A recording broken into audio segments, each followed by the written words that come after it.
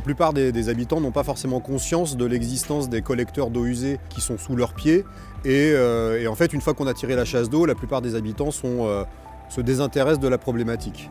Alors même que ce sont des investissements très lourds et qui expliquent pour partie le montant de la facture d'eau. Ici, on est à Athis-Mons, à l'aval des systèmes, on va dire, d'eau usée du syndicat de Livette et du syndicat de l'Orge. On a un collecteur qui peut écouler les eaux usées de plus de 700 000 habitants. Ça peut faire 3 mètres cubes par seconde, ce qui est supérieur au débit de la rivière.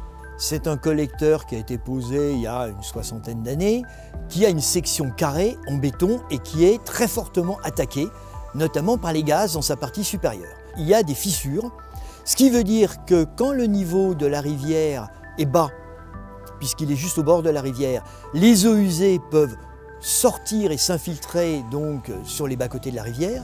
En revanche, quand le niveau de la rivière est haut, c'est dans l'autre sens, c'est l'eau qui est dans le sol qui va rentrer dans le collecteur et qui va le saturer.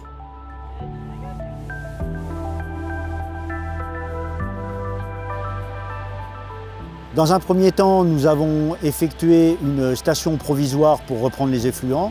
Nous avons vidé le collecteur qui était toujours en eau. Nous avons curé, donc enlevé toutes les saletés. Et ensuite, on a 720 mètres à peu près de collecteur à réhabiliter, où on fait un tubage avec des tuyaux PRV. Et ensuite, on viendra combler le vide annulaire entre le collecteur existant et le tuyau. Une fois que tous les travaux seront terminés, et le raccordement fait, on viendra mettre en service le nouveau collecteur et ensuite on viendra démonter la station provisoire et remettre en état le terrain tel qu'il était avant notre arrivée. Ce chantier a un caractère exceptionnel au travers de son ampleur. Donc il faut vraiment venir pendant le chantier pour se rendre compte à quel point ce sont des chantiers ambitieux, importants et complexes.